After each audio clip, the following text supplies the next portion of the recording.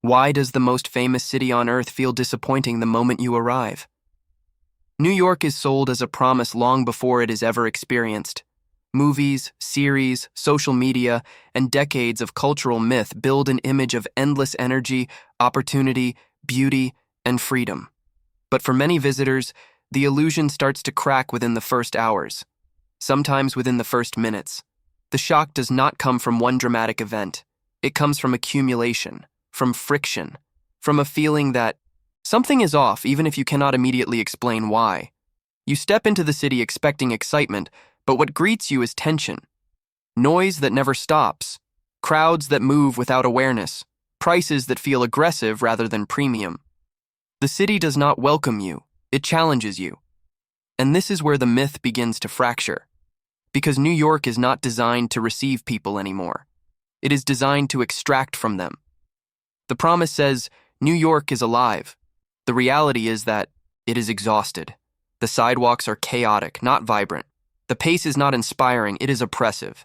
Every interaction feels transactional, rushed, stripped of warmth. You are not a guest. You are a temporary resource moving through a system that charges for every breath you take. And this sensation appears before tourists even understand where their money is going. What makes this experience so unsettling is that nothing seems officially wrong. The buildings still stand. The lights are still on. The signs still advertise success. Yet beneath this surface, there is a constant pressure that visitors feel in their bodies. A low-level anxiety, a subtle alertness, the sense that you need to move faster, decide quicker, spend more, and complain less. This is not accidental. It is structural. The city that once symbolized arrival now feels like resistance. Not resistance in a heroic sense, but resistance to comfort, to calm, to enjoyment. The gap between expectation and reality creates cognitive dissonance. Tourists arrive ready to be impressed. Instead, they find themselves calculating costs, avoiding certain areas, managing stress, and counting days until departure. And the most disturbing part is that many blame themselves. They think they are doing New York wrong, instead of questioning whether the city itself has changed. This is the first secret cost no one talks about. The psychological toll of realizing that the dream you were sold does not exist in the form you imagined. And once this realization sets in, every small inconvenience becomes louder. Every delay feels heavier. Every expense feels sharper. The city stops being a destination and starts feeling like a test. But this is only the beginning. Because the deeper you move into New York systems, the more these hidden costs reveal themselves. They are not listed on booking websites. They are not mentioned in travel guides. Yet they shape the entire experience in ways most tourists only understand after it is too late.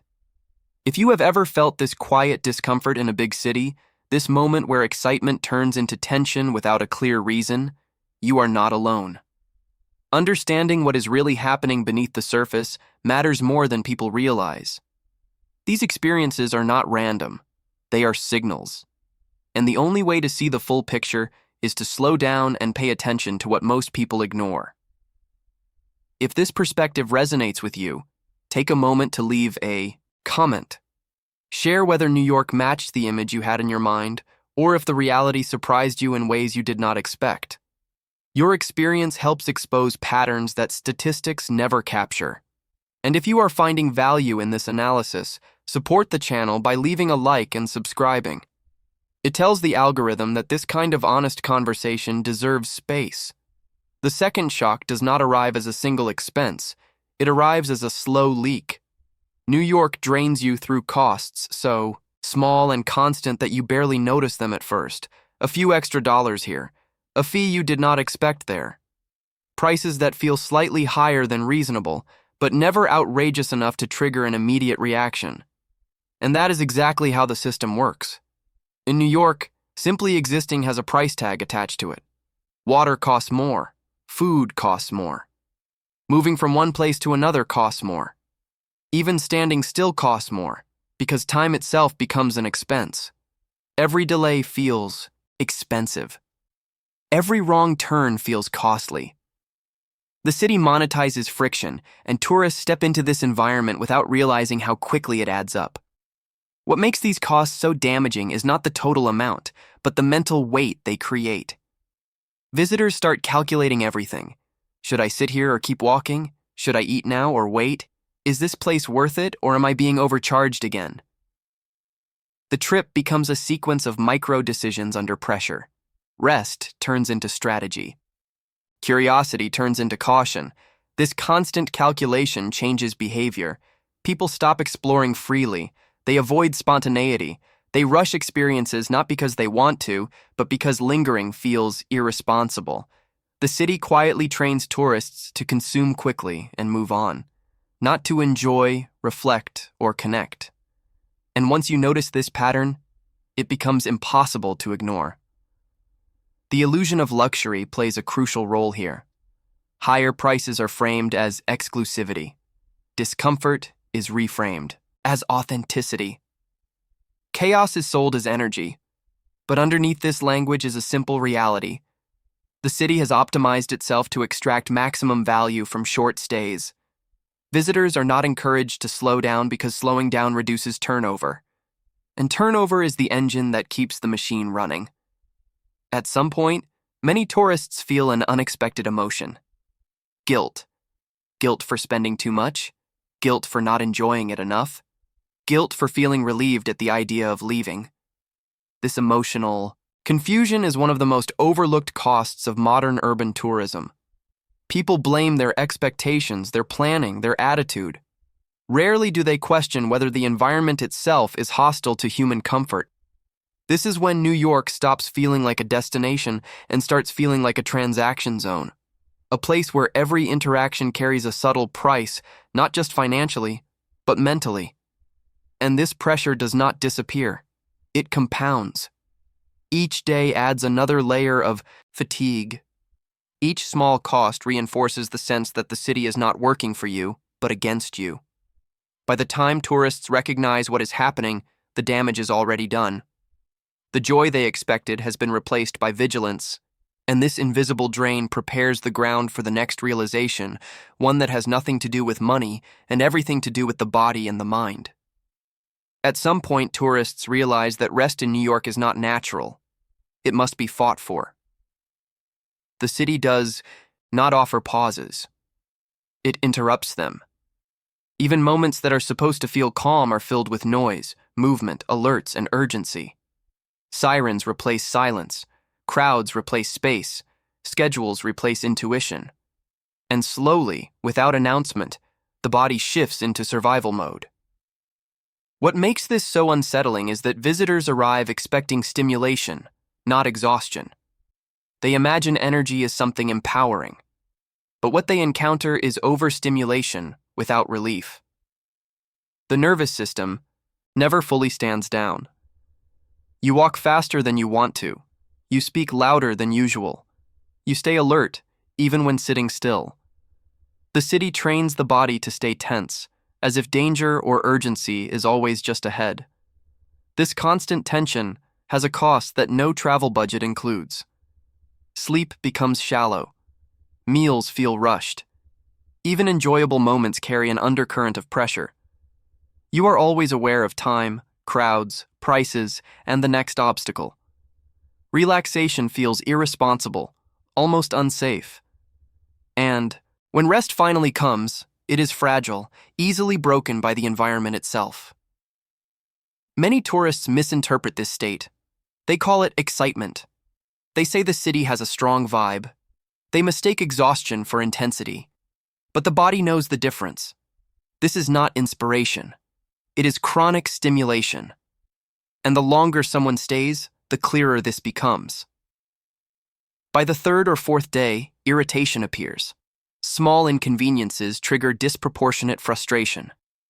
Patience wears thin. The city feels louder, harsher, less forgiving.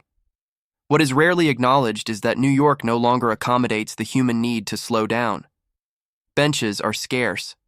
Quiet spaces are limited. Cafes discourage lingering. Public areas are optimized for movement, not presence. Even parks feel crowded, monitored, compressed. The message is subtle but consistent. Keep moving, keep consuming. Do not settle. This environment reshapes behavior quickly. Tourists stop wandering and start navigating. They avoid eye contact. They plan routes instead of experiences. They check phones constantly, not out of curiosity, but out of orientation anxiety. Where am I going next? How long will it take? How much will it cost? The city demands attention at all times, and that demand becomes exhausting. The most revealing moment often comes unexpectedly. It happens when someone leaves the city for a few hours, a train ride out, a flight home. The body exhales before the mind does. Shoulders drop. Breathing slows. And only then do many realize how tense they had become. New York did not energize them. It drained them. Slowly, constantly, invisibly. This inability to truly rest is not a side effect. It is a feature of a city that prioritizes efficiency, turnover, and density over human comfort. And once tourists feel this in their bodies, it becomes impossible to romanticize the experience the same way again. The dream starts dissolving not because of one bad event, but because the city never allows the visitor to fully be at ease. If you have felt this physical or mental tension while traveling, leave a comment with a word like overstimulated or exhausted. Shared experiences reveal patterns that are easy to dismiss alone. Transportation in New York does not just move people, it shapes how they feel about the city itself. On paper, the system looks functional. Maps are everywhere. Trains run frequently. Millions use it every day. But for visitors, the reality is very different. The cost of transportation here is not measured only in money. It is measured in time lost, patience eroded, and stress accumulated. The first issue is unpredictability. Delays are normal. Sudden reroutes are normal. Platforms change without warning. What looks like a simple trip on a map turns into a sequence of small uncertainties. Is this the right train? Is it local or express? Is it stopping where I need to go today? Tourists spend a surprising amount of mental energy just trying not to get lost. And that mental effort adds up fast. Then there is crowding. Rush hour does not feel like a specific time window. It feels permanent. Trains are packed. Platforms are tight. Personal space disappears. Even short trips feel invasive. Bodies press together. Noise echoes. Heat builds. The system moves people efficiently, but it does so by stripping away comfort entirely. What should be a neutral transition becomes another source of tension. The design itself reinforces this pressure. Signage assumes familiarity. Announcements are rushed or unclear. Stations are often dim, worn, or confusing. For locals, this becomes background noise. For tourists, it creates constant low-level anxiety. Every transfer feels like a risk. Every missed stop feels expensive, not just financially, but emotionally. Above ground, the experience does not improve. Traffic is dense. Rideshares crawl. Taxis cost far more than expected. What was supposed to save time often does the opposite. Visitors find themselves watching minutes slip away while sitting still, surrounded by horns, lights, and frustration. Time becomes another hidden expense, one that cannot be refunded. This is where a deeper realization begins to form.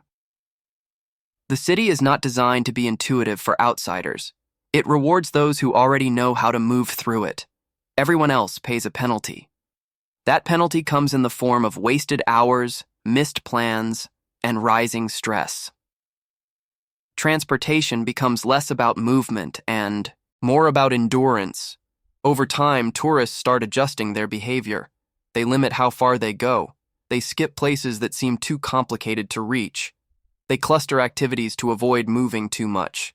The city quietly shrinks. What was advertised as endless possibility becomes a narrow, carefully managed bubble. Not because visitors lack curiosity, but because the cost of moving freely is too high. This is one of the most overlooked transformations in the tourist experience. New York does not just charge you to be there, it charges you to move within it. And every delayed train, every crowded platform, every expensive ride reinforces the same message. Your time is not valued here. Your comfort is not prioritized. You are expected to adapt. For many visitors, this is the moment when frustration turns into clarity. The city stops feeling dynamic and starts feeling inefficient. Not in a technical sense, but in a human one. Movement becomes labor, exploration becomes calculation, and the question quietly emerges. If getting around is this draining, what other systems are quietly failing too? At first, it feels like part of the experience, the prices, the extras, the subtle pressure to spend more than planned. New York presents itself as premium, and tourists arrive prepared to pay for that promise. But what many do not realize is that the city has perfected a system where almost every interaction contains a hidden layer of extraction. Not obvious enough to feel like a scam, just constant enough to feel unavoidable. Menus rarely show full prices. Taxes appear later. Tips are implied, expected, sometimes automatically added. Service fees are renamed to sound harmless. A coffee becomes a small financial decision. A simple meal turns into a calculation. Visitors find themselves scanning receipts more often than enjoying the moment, and this happens everywhere. Restaurants, bars, hotels, attractions. Nothing feels clean or final. There is always an add-on. What makes this especially frustrating is the way it is framed. High prices are sold as authenticity. If it is expensive, it must be good. If it is chaotic, it must be real. If it feels uncomfortable, that is just New York being New York. This narrative protects the system from criticism.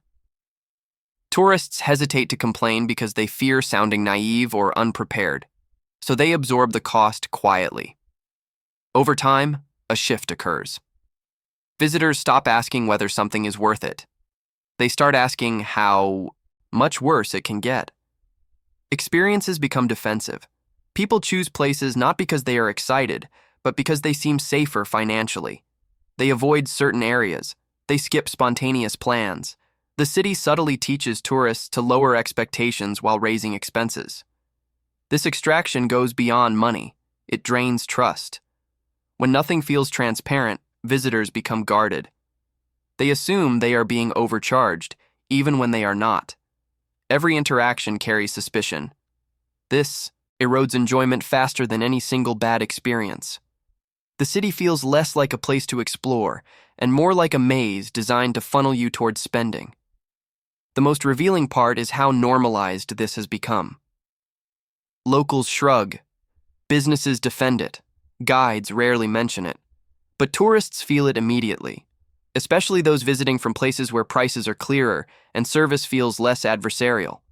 The contrast is sharp, and once noticed, it becomes impossible to ignore.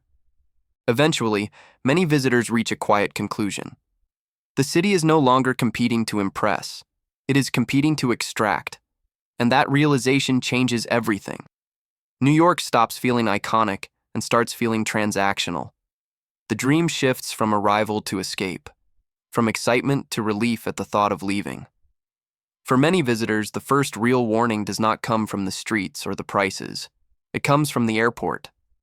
Before New York even begins, the experience already feels strained, long lines that barely move, confusing signage, staff stretched thin, delays announced casually as if time no longer matters. What should feel like a gateway instead feels like an obstacle course. And this first impression sets the tone for everything that follows. Airports are supposed to represent efficiency, order, and transition. In New York, they often represent congestion, improvisation, and fatigue. Terminals feel crowded beyond design limits. Seating is scarce. Noise is constant. Travelers stand with luggage pressed against walls, waiting without clear information. The city introduces itself not with excitement, but with friction. This is not a coincidence. Airports are pressure points in any urban system. When a city is functioning well, they absorb volume smoothly. When it is not, they expose every weakness at once. Staffing shortages, aging infrastructure, overloaded systems, and fragmented management all surface here. And tourists feel it immediately, even if they do not yet understand why. What makes this experience so revealing is the emotional shift it causes. Instead of anticipation, Visitors feel irritation. Instead of curiosity, they feel alertness. They arrive already tired, already defensive, already adjusting expectations downward. The city has not even started, and the nervous system is already under strain. Departure often confirms what arrival hinted at. Flights are delayed again. Security lines stretch unpredictably. Information. Changes without explanation. People argue, sigh, stare at screens in resignation. There is a collective sense of endurance rather than movement. Leaving New York feels like escaping a system that is constantly on the edge of overload. For tourists, this moment triggers a realization that is difficult to unsee. If the city cannot manage its gateways smoothly, what does that say about everything deeper inside? Transportation, services, housing, daily life. The airport becomes a compressed version of the urban experience. Dense, expensive, inefficient, and emotionally draining. This is why so many visitors describe New York as exhausting before they even know where they are staying. The city does not ease you in. It drops you directly into complexity, and complexity without support feels hostile. It signals that the system expects adaptation from you, not the other way around. Once this pattern becomes clear, the airport stops being a temporary inconvenience and starts feeling like a message. A warning that the city you are entering operates permanently at the limit. That delays are not exceptions. That overload is not temporary. That stress is not accidental. It is structural. At some point, a deeper contradiction becomes impossible to ignore. New York presents itself as one of the richest cities on the planet, yet it behaves like a place that no longer has room for people. Not just residents, visitors too. The city feels full, tight, compressed, as if every system is operating beyond its human capacity. And this pressure is not abstract. Tourists feel it everywhere, even if they cannot name it. Hotels are smaller than expected. Rooms feel temporary, almost provisional. Public spaces discourage lingering. Restrooms are scarce. Seating is limited. The message is subtle but consistent. Do not stay too long. Do not get comfortable. Keep moving. Keep consuming. The city feels less like a host and more like a filter, pushing people through as efficiently as possible. This same logic that forces residents out through rising rents and shrinking living space also affects visitors. The city has been optimized for turnover, not care. People are welcome as long as they are temporary and profitable. The moment comfort slows extraction, the system resists. This is why so many tourists describe New York as intense but not warm, iconic but not humane. You see this dynamic most clearly in neighborhoods that once felt alive. Areas that used to have personality now feel interchangeable. Stores rotate quickly. Businesses appear and disappear. Local character is replaced by global branding. What tourists are sold as authenticity is often a simulation of culture, stripped of the people who created it. The city becomes expensive scenery rather than lived space. This transformation affects social behavior. Interactions feel guarded. Smiles feel rushed. Help feels conditional. Not because individuals are unkind, but because the environment itself discourages generosity. When space is scarce and time is expensive, patience becomes a luxury. The city teaches everyone to prioritize survival over connection. For tourists, this creates a strange emotional response. They sense hostility without aggression, coldness without cruelty, a feeling of being tolerated rather than welcomed. And this feeling accumulates. By the end of the trip, many realize they never truly felt at ease. They passed through experiences, but they were never held by the city. This is the same mechanism that quietly pushes residents to leave. High costs, low comfort, constant pressure. For locals, it becomes a life decision. For tourists, it becomes a warning. If short stays feel this draining, what must daily life feel like? The city unintentionally reveals its deeper crisis through the way it treats those passing through. New York does not collapse in dramatic scenes. It erodes through friction, through exclusion disguised as prestige, through systems that work just well enough to avoid reform. Visitors experience a condensed version of this erosion. And many leave with an unexpected conclusion. The city may still be famous, but it no longer feels livable, even temporarily. What lingers after the noise fades is not a memory of places, but a feeling that is hard to articulate. Many tourists leave New York carrying an unexpected psychological weight. Not trauma, not fear, but something quieter and more unsettling. A sense of emotional depletion. A subtle disappointment that does not match the effort, money, and anticipation invested in the trip. And this feeling is rarely discussed openly. The city creates a constant internal contradiction. You are surrounded by symbols of success, wealth, and global importance, yet your personal experience feels small, rushed, and constrained. This gap creates emotional confusion. Visitors begin questioning themselves rather than the environment. They wonder why they are not enjoying it more, why they feel tense instead of inspired, why relief appears faster than nostalgia. New York demands attention without offering emotional return. It stimulates without restoring. The mind is always processing signals: crowds, screens, sounds, rules, warnings, prices. The brain never fully disengages. Over time, this produces a low-grade stress response. Not enough to feel dramatic, but enough to erode enjoyment. Tourists mistake this for personal fatigue, when in reality, it is environmental overload. One of the most damaging aspects of this experience is the internal pressure to justify it. People feel compelled to say the trip was worth it. They post photos. They highlight landmarks. They repeat familiar phrases about energy and ambition. Admitting disappointment feels like admitting failure. After all, millions dream of coming here. If it did not feel fulfilling, the problem must be you. This psychological trap protects the myth. The city remains untouchable because dissatisfaction is individualized. Each visitor carries it privately. The collective experience is never fully spoken. Yet when people finally talk honestly, patterns emerge: anxiety, irritation, emotional distance, a sense of being processed rather than welcomed.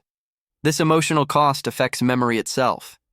Instead of remembering moments of calm or connection, tourists remember logistics, lines, transfers, receipts, navigation.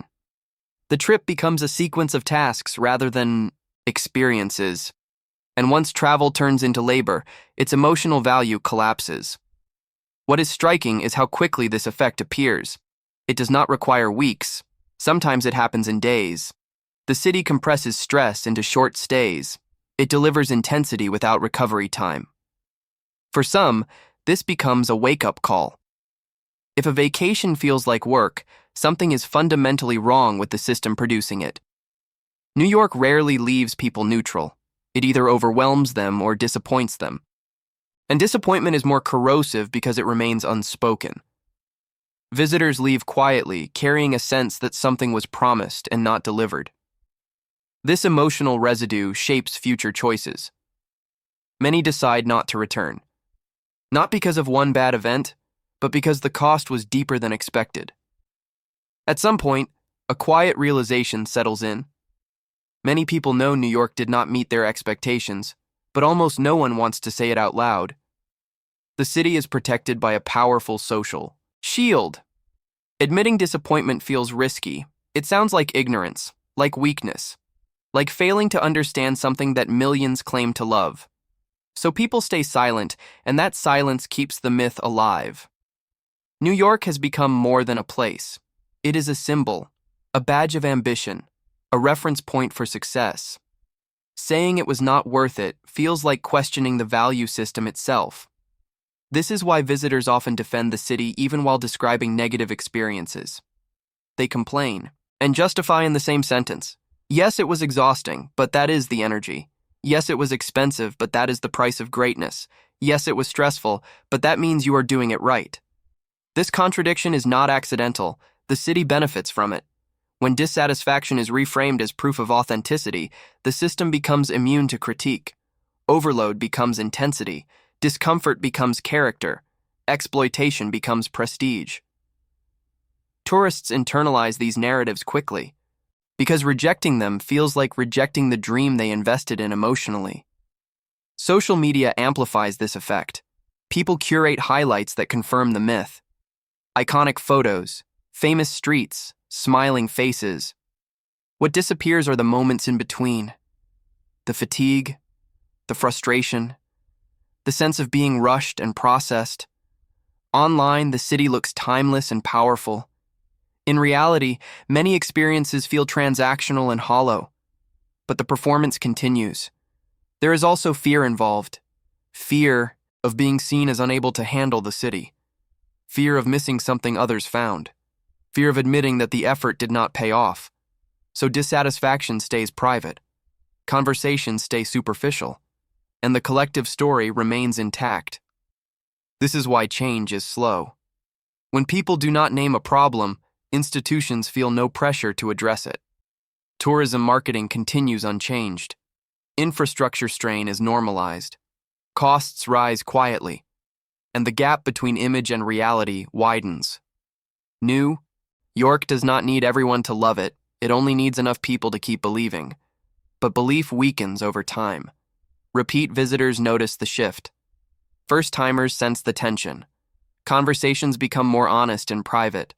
Fewer people rush to return. The myth does not collapse suddenly. It erodes, quietly, through accumulated doubt.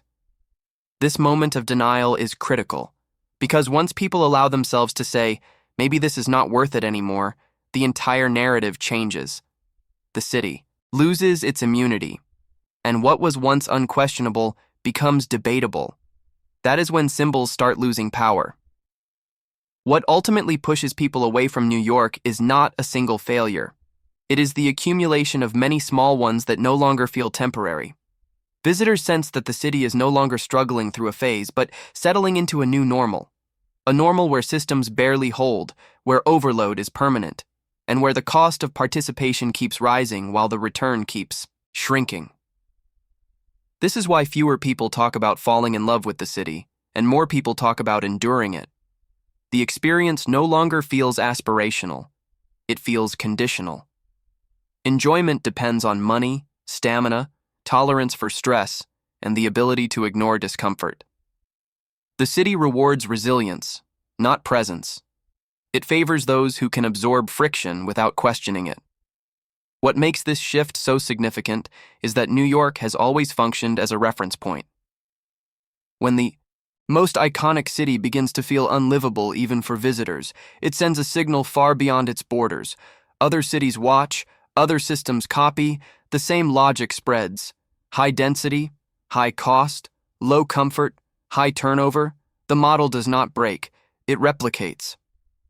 Tourists are often the first to feel this change because they enter the system without adaptation. They notice what residents normalize. They feel the pressure immediately.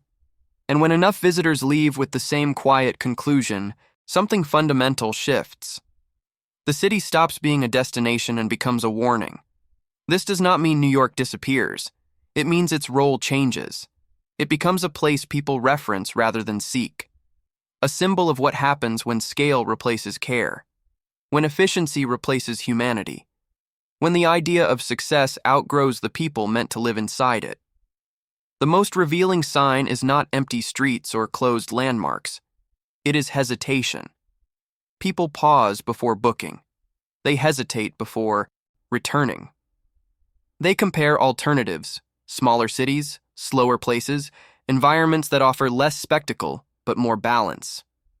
The gravitational pull weakens, not dramatically, gradually. This is how urban myths end. Not with collapse, but with quiet disengagement. The illusion does not shatter. It fades. And once faded, it rarely returns in the same form. New York remains powerful, but no longer unquestioned. Famous, but no longer automatic. Central, but no longer inevitable. The city that once promised arrival now represents a trade-off many are no longer willing to make. And that shift says less about tourism trends and more about a deeper recalibration of what people value. Comfort, time, mental health, human scale. These were once secondary. Now they are decisive. The question is no longer why fewer people want to visit New York. The question is, how many cities are heading in the same direction without noticing? Because what is happening here is not an exception. It is a preview. If you stayed until the end of this video, it means this message mattered to you. And that matters to this channel. If you believe more people need to understand what is really happening behind the image of modern cities, make sure you subscribe now. This is how these conversations stay alive. Leave a like if this analysis helped you see New York and other major cities from a clearer, more honest perspective. And before you go, leave a comment with the word illusion if you believe the urban dream is breaking, or reality if you think people are finally waking up. Your comment helps this discussion reach others who feel the same but rarely hear it spoken out loud. And do not stop here. The next video appearing on your screen dives even deeper into the hidden cost of modern urban life and why so many cities are following the same path. Watch it now while this reflection is still fresh.